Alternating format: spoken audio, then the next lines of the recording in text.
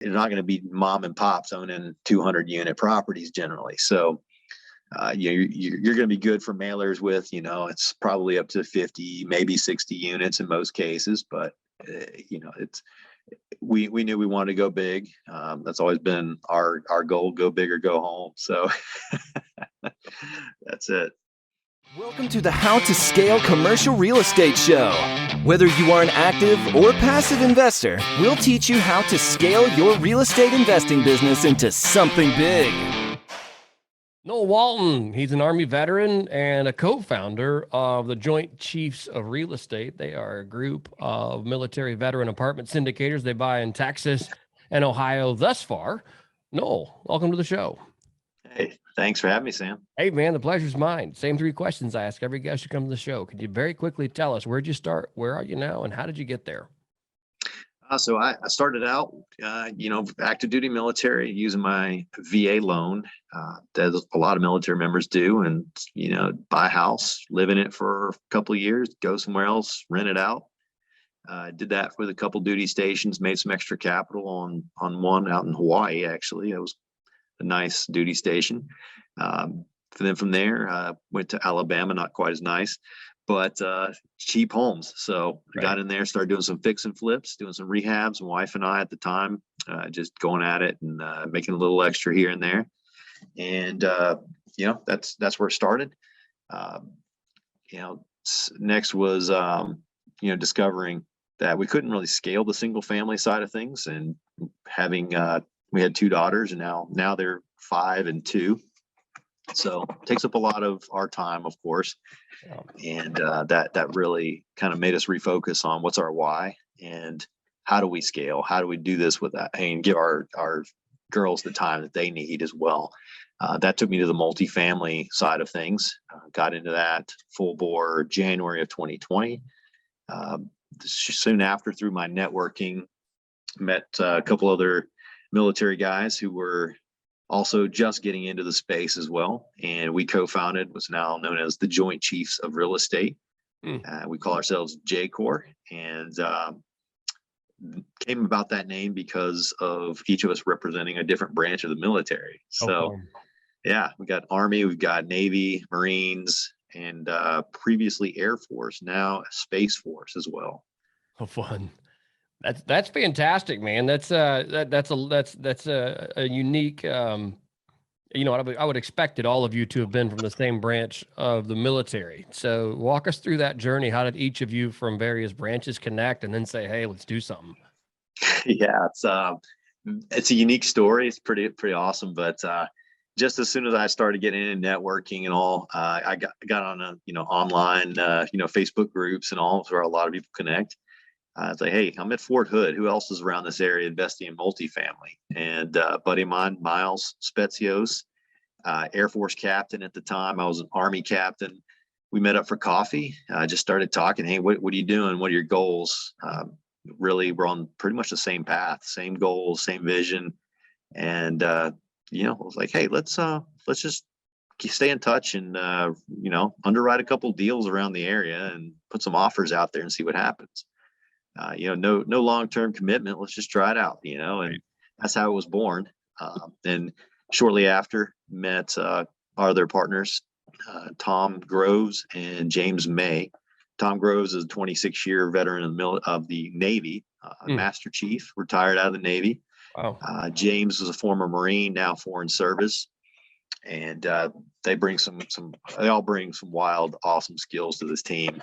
And we all complement each other really well. But that's how we came together, and just began out, just putting deals or putting offers out on deals.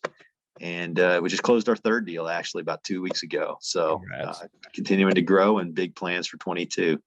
Yeah, absolutely. Congrats. That's a lot of fun. You just hearing the organic way that kind of came together. At what point in time did you, because there's somewhere in this journey where you guys said, hey, we need another team member, or another team member could do X to help us grow. What were some of those pain points? And then how did you know when it was time to loop somebody else in? Well, it's crazy. We came together pretty quickly, actually. And I knew Tom early on, as we both had gone through, the same educational mentorship program together. And this was right at the start of COVID. He and I were both part of a Zoom accountability group every morning at like, I don't know, 5 a.m. Central Time. Oh, goodness. So I was on this lockdown during COVID, and every morning that's where I was at, right there on Zoom, and we were talking. So, we already had a rapport with each other.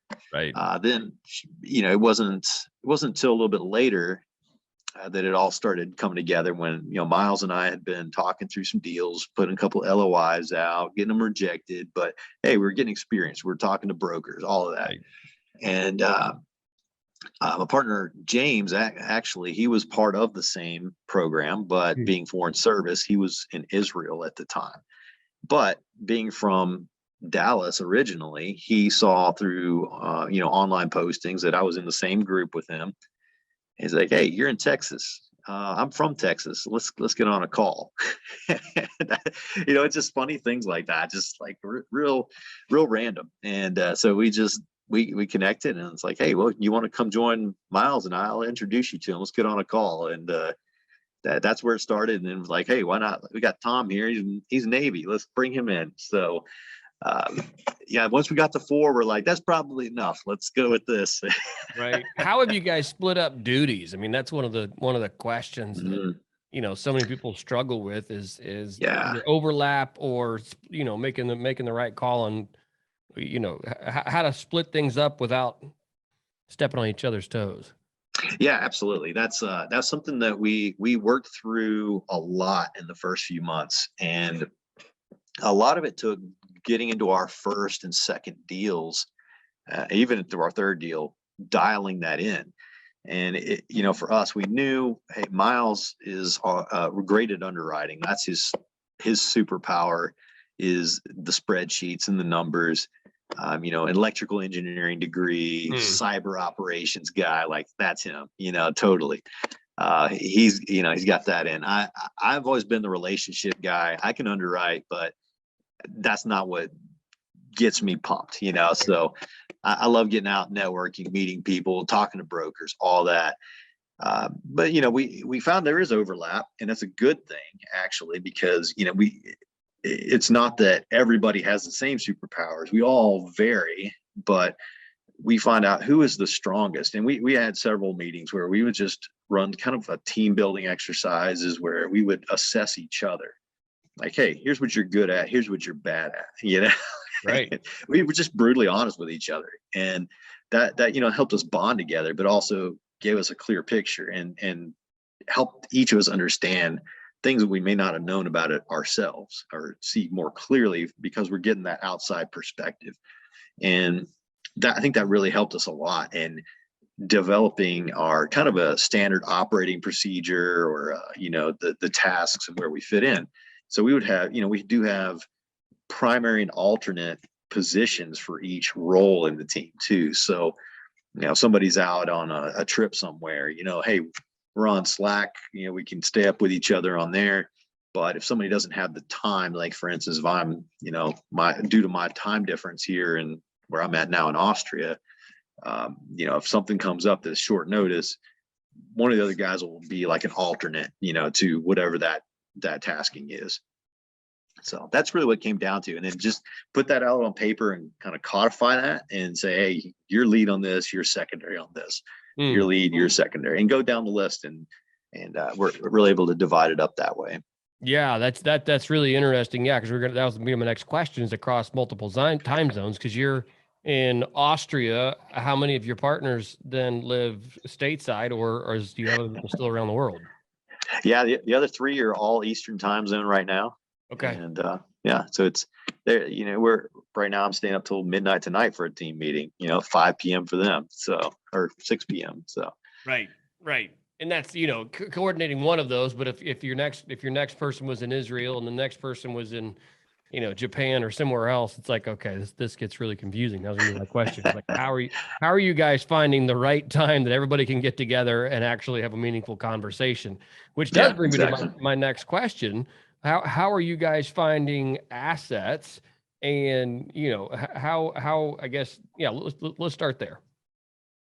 Yeah. So assets really, our primary source is brokers. So just going after broker relationships.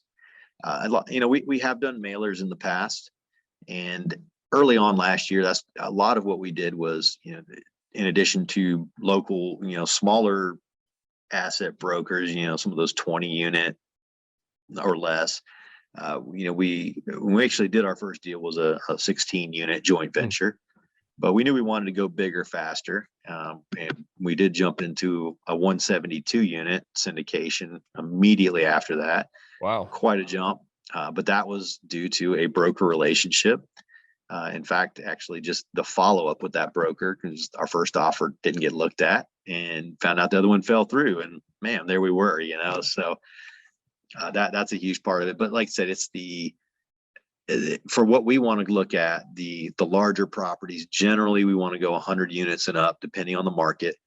The broker relationships are ideal, and those are key. I mean, it's going to be harder to find those larger properties through mailers, right? Just because they're not going to be mom and pops owning 200 unit properties generally. So, you're going to be good for mailers with, it's probably up to 50, maybe 60 units in most cases. But, we knew we wanted to go big. That's always been our goal: go big or go home. So that's it. How did you guys do your capital raise on the 172 unit? That's a big jump out of the gate, and I'm assuming you guys syndicated that. We did syndicate that. We syndicated as a 506B. Okay. And I will say it was there was no easy answer to that one. We worked our butts off. Yeah. Absolutely. We did bring in some private equity that was able to cover some of that, but the largest portion of that was our team, our primary sponsor, and we had a small team that was also partnered with us as general partners with us, that we all just worked our butts off. I mean, hitting the phones, hitting the emails, setting up calls, lining up. We had webinars going a couple times a week, just trying to get as many people in front of this as we could, like, hey, you need to check this out. And I'll tell you what, it was stressful. There are a lot of lessons learned from that.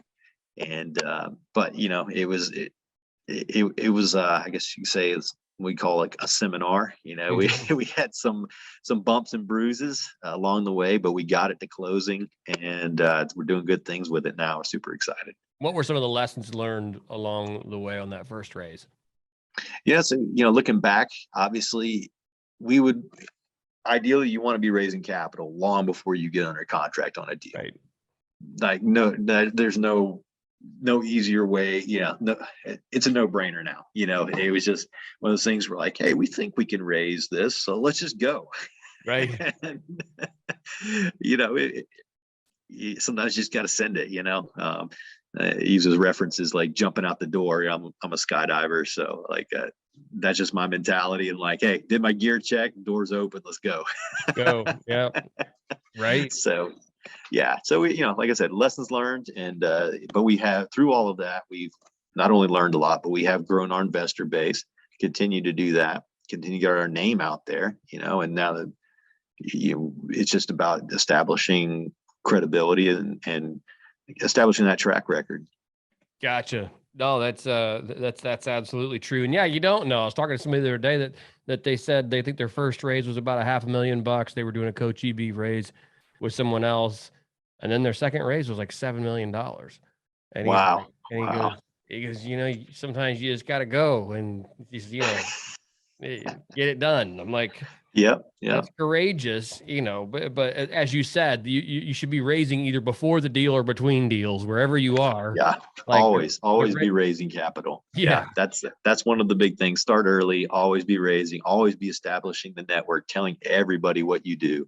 Yeah. And be ready to educate, just in simple terms, sit down and say, hey, here's what I do. Don't make it complicated. Just give them the basic structure.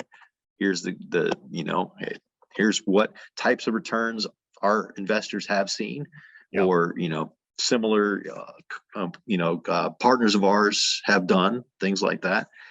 But, and really, Starting off too, we didn't have the huge track record. So a lot of people are like, hey, how many deals have you done? And then quickly you had to learn, hey, wait, it's not about you as an individual. It's about the team. It's about your sponsor and your team and all of the experience that comes together in that team. So that was one of the things we quickly learned to leverage is that strength of the team. And, our primary sponsor, hey, 20 years in the business, millions of dollars under management. And we are privileged to be a part of that. And, it's not just, hey, it's my whatever first, second syndication. Right. It's all about how you display that and pitch the team. Yeah, that's absolutely right. And obviously you want to be very transparent, but at the same time, in that transparency, you can leverage the experience and success of the people that are part of your team, because they are help guiding the deal and the ship, and if their name's on it, they don't want it to go down either. So it's absolutely something that that's a key early on when you're scaling, is to find team members that have more experience than you that you can add to the partnership. So that's absolutely fantastic. Noel, I've enjoyed this great conversation. Thanks for kind of telling us how you guys have really used your team and built your team to scale quickly. I look forward to seeing what you guys do. 'Cause I think you said you retire here in about a month or so. Is that right? Yeah. Actually, we're looking at 2 more weeks left in the Army. And as you can see, I'm already getting ready for that. So right. burning out the rest of that leave, and I'll be full-time. Actually really have been full-time the last month, but really that will be taking that leap for sure. Man, that's awesome. Congratulations. And Thank you. yeah, certainly appreciate you coming on today. Final 4 questions are this: what is one tool or resource you find you can't live without? Man, shared calendar. I mean, there's several of them, but for our team, Slack has been huge. Maintaining multiple conversational channels and keeping them organized has been big, and having the shared calendar.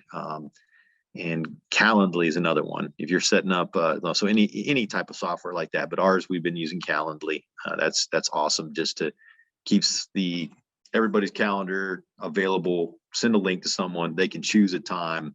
It saves so much time. So that's those have been great. And then of course you can go into all kinds of different tools for different purposes, but Syndication Pro. If you're doing a syndication, you shouldn't be doing it without something like that. Right. No, understood. Yeah, that makes all the sense in the world. Question number 2: if you could help our listeners avoid one mistake in real estate, what would it be, and how would you avoid it? Really, your most costly mistakes are going to be due diligence. Honestly, that's where you identify anything that could be a potential issue that could cost you money down the road. So really knowing what you're looking for on that and being thorough with it. That's what I say, just know what you're doing, bring a good team. Just a tip for that. What we did actually on our largest one was having the property management company that we put in place. They had their own unit teams that go through, and each individual unit interiors, they'd go through those and within 3 minutes, I mean, it took them any longer than 3 to 5 minutes per unit. And they would have this comprehensive list of everything that needed to be done in those units. So in addition to that, I mean, they had the tools. Like, it would have taken us forever to go to 172 units. Right. They went through 172 in like 2.5 days. It's just insane. And so, cover the interiors. And of course, at the same time, they're bringing out their trusted GCs and contractors for electric, for plumbing, for you name it, and they are walking the property the first day and getting everything assessed of the high ticket items. So that honestly, leverage experienced teams to help you out. It will help you save time and money. Right. I love that. When it comes to investing in the world, what's one thing you're doing right now to make the world a better place? Okay. Yeah. For us, obviously our team being all military and veterans, we definitely have a special place in our hearts for other veterans. And, there's the struggle that, everybody knows the issues of veteran homelessness, suicide, PTSD. We are working toward being able to make a difference in that space, and really help veterans out to help save veterans from suicide, help house veterans. In the homelessness issue, we're partnering with some other another team that active duty passive income. We're friends with them as well. We're working toward be able to partner with them to help provide a tiny home for veterans as well. Fun. But we're still getting to the point where we're really dialing in the specific methods of how we're going to go about it. But ultimately, that's our big picture goal: is saving lives. And providing homes and better lives for veterans. That's awesome. That's awesome. Noel, if our listeners want to get in touch with you or learn more about you, what is the best way to do that? You can look me up on Facebook or LinkedIn. Those are quick, easy. You can email me, Noel at jcoreinvestments.com, JCORE investments.com. And we got our website, jcoreinvestments.com. I encourage everybody to check that out. We got some great educational materials on there, free passive investor guide. So really, really some good stuff there. And you can set up a call if you're ever interested, find out, get on our investor club, find out about what deals we have coming up this coming year, working some good stuff in the pipeline, and excited to, if that's something that interests you, and if our team is a good fit, would love to partner and get to meet you. Awesome. Noel, thank you for your time today. I do appreciate it. Yeah, thank you. Hey, thanks for listening to the How to Scale Commercial Real Estate podcast. If you can do me a favor and subscribe and leave us a review on Apple Podcasts, Spotify, Google Podcasts, whatever platform it is you use to listen, if you can do that for us, that would be a fantastic help to the show. It helps us both attract new listeners as well as rank higher on those directories. So appreciate you listening. Thanks so much, and hope to catch you on the next episode.